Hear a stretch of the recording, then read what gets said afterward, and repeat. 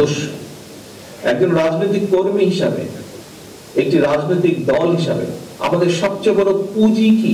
আমাদের সবচেয়ে বড় পুঁজি হচ্ছে জনগণের বিশ্বাস, জনগণের আস্থা, জনগণের ভালোবাসা।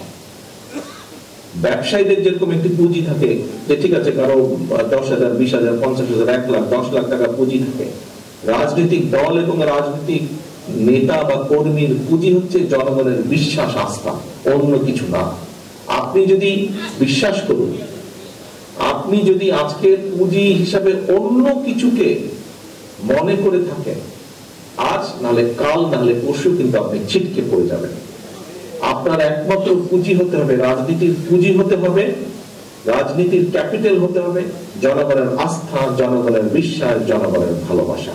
এটি যেদিন আপনি হারিয়ে ফেলবেন অথবা আপনি অন্য কিছুতে মনোনিবেশ করবেন, আপনি আপনার রাজনৈতিক অবস্থানের ফায়দা নিয়ে যদি অন্য কিছুতে মনোনিবেশ করেন, আজ নাহলে কাল নাহলে পরশু আপনি ছিটকে যাবেন, আপনার সব পুঁজি ধ্বংস হয়ে যাবে। স্বৈরাচার হচ্ছে তার সবচেয়ে বড় প্রমাণ। 15 বছর বিভিন্ন ভাবে ক্ষমতায় থেকে যে বিভিন্ন ভাবে আত্মসাৎ করে অনেক কিছু গড়ে তোলার চেষ্টা করেছে, আজ কিছু আছে? আজকে তো খুঁজে পান তাদেরকে। মানুষদেরকে ঘৃণা করছে, মানুষদেরকে খেলিয়ে দিয়েছে দেশ থেকে। সকল বিরুদ্ধে দয়া করে প্রত্যেকে এই উদাহরণটি মনে রাখবেন। 15 বছর জোর করে ক্ষমতায় তারা টিকে ছিল, মানুষের অর্থ সম্পদ লুটতরাজ করে নিয়েছে, নিজেদের অনেক কিছু গড়ে তোলার চেষ্টা তারা করেছে, গড়ে তারা করেছে। কিছু আছে আজ? কোনো কিছু ধরে রাখতে পারছে? পারছে না তারা। মানুষের বিশ্বাস তো নেই। কাজেই সহকর্মীবৃন্দ, আমার সহকর্মী হিসাবে আমি প্রত্যেককে অনুরোধ করব, আপনাদের নেতা হিসেবে প্রত্যেককে আমি নির্দেশনা দেব, দয়া করে জনগণের আস্থা, এটি হচ্ছে আপনার সবচেয়ে বড় পুঁজি। এই আস্থাকে ধরে রাখার জন্য আপনার যেই কাজগুলো করা উচিত দয়া করে সেই কাজগুলো করেন। এই আস্থা নষ্ট হতে পারে এমন যেই কাজগুলো আছে দয়া করে সেগুলোকে বিরত থাকেন সেগুলোকে, এবং অন্যকে উৎসাহিত করেন, আপনার অন্য সহকর্মীকে উৎসাহিত করেন সেগুলো থেকে বিরত থাকতে। কারণ আমাদের সবচেয়ে বড়, আমরা তো বলেই থাকি শহীদ জিয়ার যেই কথাটি আমরা তো বক্তৃতা বিবৃতিতে বলেই থাকি যে আমাদের সকল ক্ষমতার উৎস জনগণ। বলি না? আপনারাও বলেন, প্রত্যেকটা মানুষ এখানে বক্তৃতা বিবৃতি বলেছেন বিএনপির সকল ক্ষমতার উৎস হচ্ছে, রাজনৈতিক ক্ষমতার উৎস হচ্ছে জনগণ। কাজে এটি জনগণের বিশ্বাস এবং আস্থাই হচ্ছে আমাদের বড় পুঁজি। আসুন আমরা দেশকে পুনর্গঠনের জন্য যেভাবে 31 দফাকে পৌঁছে দিব মানুষের দ্বারে দ্বারে, আসুন আজকের এই কর্মশালায় আমাদের আরেকটি প্রতিজ্ঞা হোক, আরেকটি শপথ হোক যে আগামী দিনে দেশকে পুনর্গঠনের জন্য আমরা সর্বোচ্চ শক্তি দিয়ে চেষ্টা করব সকলকে ঐক্যবদ্ধ করার জন্য, এবং সর্বোচ্চ শক্তি দিয়ে আমি, আপনি, আমরা সকলে মিলে, আর যারা এই ঘরে আছেন তারা তো অবশ্যই, যারা এই ঘরে নেই লক্ষ লক্ষ নেতাকর্মী যারা ছড়িয়ে ছিটিয়ে আছে বাংলাদেশে, প্রত্যেকের অবস্থান থেকে আমরা চেষ্টা করব জনগণের যে প্রত্যাশিত ভূমিকা আমাদের কাছে, সেই ভূমিকা যাতে আমরা রাখতে পারি। আমাদের কথাবার্তা, উঠা বসা, চলন বলনে যাতে কোনোভাবেই জনগণের আস্থাকে আঘাত না করে, আমরা সেই ব্যাপারে সচেতন থাকব, সেই ব্যাপারে সচেষ্ট থাকব, এবং একই সাথে আমরা চেষ্টা করব আমাদের উপরে যেই দায়িত্ব আমাদের উপরে দল দিয়েছে, মনিটর কেন করতে হবে? আপনি যদি আমাকে বিশ্বাস করতে পারেন, আমি কেন আপনাকে বিশ্বাস করতে পারবো না? আপনার সেই দায়িত্ববোধ থেকে আপনি দায়িত্ব পালন করবেন, এই বিশ্বাস আমি আপনার উপরে রাখতে চাই। সহকর্মীবৃন্দ, এই হচ্ছে আজকে আপনাদের উভয় বিভাগ, বরিশাল এবং রংপুর বিভাগের আমার যে সহকর্মী, তাদের প্রতি আমার নির্দেশনা নেতা হিসেবে, আপনাদের সহকর্মী হিসাবে আপনাদের প্রতি আমার অনুরোধ, যে এই কথাগুলো আমি বলেছি দয়া করে এই কথাগুলো মনে রাখবেন। আসুন, আমরা কথা বলেছি সারাদিন, এখন কাজের পালা, কাজ করার পালা। দেশকে গড়তে হবে, সেই দেশকে গড়তে হলে আমাদের সকলকে কাজে নামতে হবে। সেই কাজে নামতে হলে আমাদের সকলকে প্রস্তুত হতে হবে, এবং সেই প্রস্তুতি আমাদেরকে এখন থেকে নিতে হবে। সেই প্রস্তুতির মূল এজেন্ডা, মূল প্রথম শর্ত, কন্ডিশন হচ্ছে জনগণের আস্থা, জনগণের বিশ্বাস, জনগণের ভালোবাসা। আপনাদের সকলকে আমি ধন্যবাদ জানাচ্ছি সকাল থেকে আজকে এই দুই বিভাগে আপনারা যারা এই কর্মশালায় উপস্থিত হয়েছেন। বরিশাল বিভাগ, রংপুর বিভাগকে আমি একটু বেশি ধন্যবাদ দিতে চাইছি, কারণ রংপুর বিভাগে যাদের আসার কথা ছিল, যে কয়জন মানুষের আসার কথা ছিল, আমি যতটুকু লাস্ট রিপোর্ট দেখেছি যতটুকু রিপোর্ট দেখেছি ওখানে উপস্থিত হওয়ার কথা ছিল 539 জনের, উপস্থিত হয়েছেন আমাদের হিসাবে 556 জন মানুষ হিসাবে, কয়েকজন বেশি এসেছেন। এই জন্য আমি ধন্যবাদ বেশি জানাতে চেয়েছি, কারণ খুব স্বাভাবিকভাবে আজকে যে কর্মশালাটি কি, প্রিয় সহকর্মীদের, এই কর্মশালাটি কি শুধু 31 দফা যেটি আমরা দিয়েছি এটি কি শুধু বিএনপির জন্য, বিএনপির নেতা কর্মীদের জন্য? অবশ্যই নয়, এটি অবশ্যই দেশ এবং দেশের মানুষের জন্য। এবং স্বাভাবিকভাবেই আমরা একটি ক্রাইটেরিয়া করেছি কারা আসবেন এইটাতে। সেই ক্রাইটেরিয়ার বাইরেও কিছু সংখ্যক নেতাকর্মী এসেছেন, কারণ আমি দৃঢ়ভাবে বিশ্বাস করতে চাই তারা জানতে চাইছেন ভবিষ্যতে আমরা কি করতে চাইছি। এই উৎসাহ থেকে, উদ্দীপনা থেকেই তারা এসেছেন। সেই জন্য আমি একটু বেশি ধন্যবাদ দিতে চাই রংপুর বিভাগকে। এখন সহকর্মীবৃন্দ, এই যে 31 দফা, এটি দেশ এবং দেশের মানুষের জন্য। আজকে আপনারা 2 হলরুমে যারা উপস্থিত হয়েছেন, এই 2 হলরুমের মধ্যে যদি আমরা এই 31 দফাকে রেখে দিই, অথবা আপনাদের হাতে যে ফাইলটি দেওয়া হয়েছে এই ফাইলটিকে শুধু আপনারা অনুষ্ঠান শেষে যদি হাতে করে নিয়ে বাসায় চলে যান, এই 31 দফা সম্পূর্ণভাবে আজকের এই সারাদিন সম্পূর্ণভাবে ব্যর্থ হয়ে যাবে। এখানে খুব সম্ভবত বরিশাল বিভাগ থেকে একজন প্রশ্ন করেছিলেন, যুবদলের এক সদস্য, যে এরপরে আমরা কি করব, আমাদেরকে কি কেন্দ্র থেকে নেতা দেওয়া হবে জেলা পর্যায়ের জন্য? আপনারা তো নেতা, এখানে যারা আছেন, আপনারা যারা আজকে সবাই উপস্থিত হয়েছেন, আপনারা কিন্তু একজন নেতা হিসেবে আজকে এখানে উপস্থিত হয়েছেন। অর্থাৎ আপনারা বিএনপিকে প্রতিনিধিত্ব করেন, বিএনপির অ্যাম্বাসেডর আপনারা, সেই হিসাবে আজকে আপনারা উপস্থিত হয়েছেন। সহকর্মীবৃন্দ, বিভাগ থেকে আমরা ডেকেছি জেলার নেতৃবৃন্দকে। এখন আপনারা দয়া করে আপনাদের অধীনস্থ যতগুলো ইউনিট আছে সেখানে আপনাদেরকে এরকম ছোট ছোট ছোট ছোট কর্মশালা করতে হবে, করে নেতা কর্মীদেরকে এডুকেট করতে হবে। আপনারা যা জানলেন, আপনারা যা শিখলেন, আপনারা যা বুঝলেন, এই কথাগুলো তাদেরকে বলতে হবে, সো দ্যাট তারা এরপরে তার পাড়ায়, মহল্লায়, গ্রামে, ইউনিয়নে, সব জায়গায়, পৌরসভায়, সব জায়গায়, ওয়ার্ডে ওয়ার্ডে, সব জায়গায় তারা এই বিএনপির এই বক্তব্যগুলো দেশের মানুষের কাছে নিয়ে যাবে। আমরা আন্দোলন করেছি, বিএনপি নেতাকর্মীরা আন্দোলন করেছে, তবে একক বিএনপির আন্দোলন সফল হয়নি। আন্দোলন সফল হয়েছে আরো অনেকগুলো রাজনৈতিক দল, আন্দোলন সফল হয়েছে সর্বোপরি আমি মনে করি, বিশ্বাস করি, সমাজের সকল শ্রেণী পেশার মানুষ একত্রিত নেমে এসেছিল, একসাথে নেমে এসেছিল বলেই আমরা এই আন্দোলনকে সফল করেছি। তার মানে স্বৈরাচারকে বিদায় করেছে যেরকম সকলে মিলে একত্রিত ভাবে, স্বৈরাচারকে খেদিয়ে দিয়েছে, বিদায় করেছে, বাধ্য করেছে পালিয়ে যেতে, সকলের মিলিত প্রচেষ্টায়, লক্ষ কোটি মানুষের মিলিত প্রচেষ্টায়। ঠিক সেইভাবে পরবর্তীতে দেশটিকে যদি গড়তে হয়, একক বিএনপি শুধু একা পারবে না দেশকে গড়তে।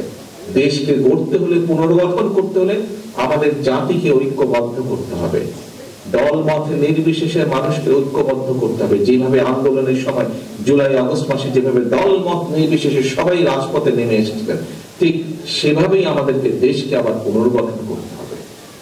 প্রিয় সহকর্মীবৃন্দ, যদি আমাদেরকে সকলকে ঐক্যবদ্ধভাবে পুনর্গঠন করতে হয়, তাহলে এখানে সবচেয়ে বড় ভূমিকা পালন করতে হবে আপনাদেরকে, অর্থাৎ বিএনপিকে পালন করতে হবে।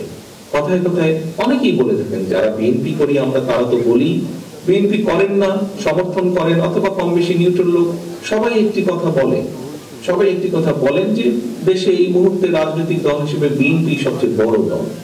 কাজেই বিএনপিরই সম্ভাবনা, মানুষের আস্থা, যেই আস্থাটা যে এনজয় করে মানুষ, বিএনপি এনজয় করে, সেটি সবচেয়ে বড় সম্ভাবনা বিএনপি। কাজেই প্রিয় সহকর্মীবৃন্দ, এই যে মানুষের আস্থা, বিএনপির সামনে যে সবচেয়ে বড় সম্ভাবনা, এটিকে সফল করা সম্ভব একমাত্র আমরা যদি দেশকে ঐক্যবদ্ধ করতে পারি, সকল মানুষকে ঐক্যবদ্ধ করতে পারি। হ্যাঁ, বিভিন্ন জনের বিভিন্ন মতামত থাকতেই পারে। আমাদের এই 31 দফার পেছনেও কিন্তু অ্যাড্রেস দেওয়া আছে যে 31 দফাই শেষ না, এটি কোনো ধর্মীয় গ্রন্থ না যে এটিকে কোনো পরিবর্তন করা যাবে না। অবশ্যই করা যাবে, অবশ্যই এখানে নতুন জিনিস ইনক্লুড করা যাবে। কোনো ব্যক্তি, কোনো সংগঠন, কোনো দল যদি ভালো কিছু প্রস্তাবনা দেয়, অবশ্যই সেটি আমরা গ্রহণ করব। কিন্তু আমাদেরকে ঐক্যবদ্ধভাবে করতে হবে। যেই কথাটি বলছিলাম, দেশকে যদি পুনর্গঠন করতে হয়, বিএনপি একা পারবে না, আমাদেরকে পারতে হলে সবাইকে সাথে নিয়ে করতে হবে। সেই জন্যই কিন্তু আমরা জাতীয় সরকারের কথা বলেছি। আমরা আন্দোলনরত যে দলগুলো ছিলাম একসাথে আমরা আন্দোলন করেছি। আমরা চাই সকল দলকে নিয়ে এমন একটি সরকার গঠন করতে যেখানে সব মানুষ তাদের মতামত রাখতে পারবেন এবং সকলে মিলে কাজ করতে পারবেন। আমরা কিন্তু সেজন্যই বলেছি এই যে 31 দফার মধ্যে আছে উচ্চ কক্ষ।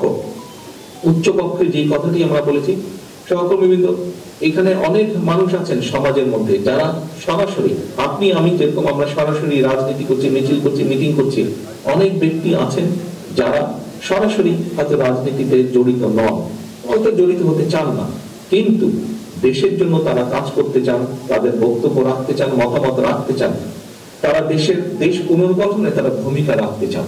এর মধ্যে হতে পারে সাংবাদিক, এর মধ্যে হতে পারে চিকিৎসক, এর মধ্যে হতে পারে আইনজ্ঞ, এর মধ্যে হতে পারে সাহিত্যিক, এর মধ্যে হতে পারেন কবি, এর মধ্যে হতে পারেন ব্যবসায়ী, বিভিন্ন শ্রেণী পেশার মানুষ আছেন।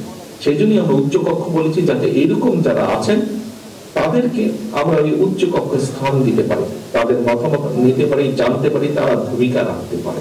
অর্থাৎ লক্ষ্য এবং উদ্দেশ্য স্বৈরাচার যেরকম, পলাতক স্বৈরাচার যেরকম ক্ষমতায় টিকে থাকার জন্য সব জায়গায় বিভেদ তৈরি করেছিল, সব জায়গায় বিভেদ তৈরি করে সমাজের ব্যালেন্স, দেশের ব্যালেন্সটাকে নষ্ট করে দিয়েছিল।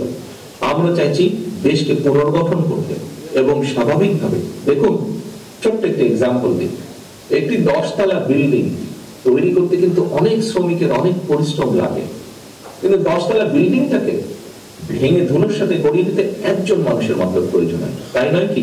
খুব স্বাভাবিকভাবে যে কোনো জিনিস ভেঙে দিতে একজন মানুষের প্রয়োজন হয়, কিন্তু গড়ে তুলতে কিন্তু বহু মানুষের পরিশ্রম লাগে। কাজেই প্রিয় সহকর্মীবৃন্দ, আমরা যত যাই বলি না কেন, 31 দফার আলোকে অবশ্যই আমরা দেশকে পুনর্গঠন করতে চাই, কিন্তু এই দেশকে পুনর্গঠন করতে হলে সকলকে ঐক্যবদ্ধ করতে হবে। যেই কথাটি বলছিলাম যে মানুষের আস্থা আছে বিএনপির প্রতি, কিন্তু এই আস্থাকে তো ধরে রাখতে হবে। এই আস্থাকে কে ধরে রাখবে? এই আস্থাকে আমি একা পারবো না। বরিশাল বিভাগের মঞ্চে সেলিমা আপা বসে আছেন, সেলিমা আপা একা পারবেন না, আমি সেলিমা আপা মিলেও পারবো না। আরো স্থায়ী কমিটির সদস্য আছেন, আমাদের কেন্দ্রীয় কমিটি আছে, আমরা সকলে মিলে পারবো না। কিন্তু পারবো কখন? যখন এখানে উপস্থিত আপনারা 2 বিভাগে যারা আছেন, আপনারা যখন আপনাদের অবস্থান থেকে চেষ্টা করবেন, আপনারা যখন সকলকে ঐক্যবদ্ধ করবেন, অর্থাৎ আমরা সকলে মিলে দেশকে পুনর্গঠন করতে পারবো। এবং ওই যে আস্থা, এই আস্থাকে যদি ধরে রাখতে হয় আমাদের প্রত্যেকের অবস্থান থেকে ভূমিকা রাখতে হবে। ঠাকুরগাঁয়ের মাসুদ একটি কথা বলেছিল যে ফটোকপি যে প্রেসক্রিপশন করে, দেখুন, অথবা আপনারা নিজেরা যাবেন, কেন্দ্র থেকে দেখভাল করা হবে কিনা, মনিটর করা হবে কিনা। কেন মনিটর করবো কেন্দ্র থেকে? হ্যাঁ, হয়তো একটি স্বাভাবিক নির্ণয় করবো, কিন্তু আপনি তো আমার দলের নেতা, আপনার প্রতি তো আমার সেই আস্থা, সেই বিশ্বাস থাকতে হবে আমার, তা না হলে আপনাকে কেমন করে আমি দায়িত্ব দেব? এবং আমি যেরকম আপনার উপর আস্থা হবে, বিশ্বাস রাখতে চাই, আপনার মধ্যে সেই উপলব্ধি থাকতে হবে, আপনার মধ্যে সেই উপলব্ধি থাকতে হচ্ছে কেন্দ্র আমাকে একটি দায়িত্ব দিয়েছে, এই হচ্ছে আমার দায়িত্ব, আমাকে আমার দায়িত্ব পালন করতে হবে। সেটি দলের কথা জনগণের মাঝে পৌঁছে দেওয়া, দলের নির্দেশনা অনুযায়ী বিহেভ করা, জনগণ যেটা প্রত্যাশা করছে, জনগণ আমার কাছে যেটা চাইছে সেরকম রেসপন্সিবল বিহেভ করা, এট দ্য সেম টাইম জনগণের আশা বা আস্থা ধরে রাখা। প্রিয় সহকর্মীবৃন্দ, আমি বা কয়েকজন সিনিয়র নেতা মিলে শুধু আস্থা ধরে রাখতে পারবো না।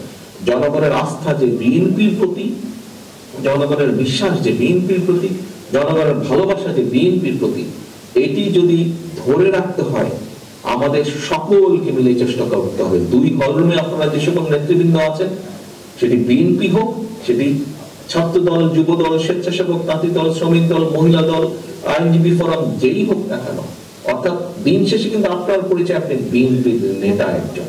আপনি যখন এলাকায় বের হন, আপনাকে কি কেউ যুবদল, ছাত্র দল, আইনজীবী ফোরামের নেতা হিসেবে চিনে? নো, আপনাকে চেনে বিএনপি হিসাবে।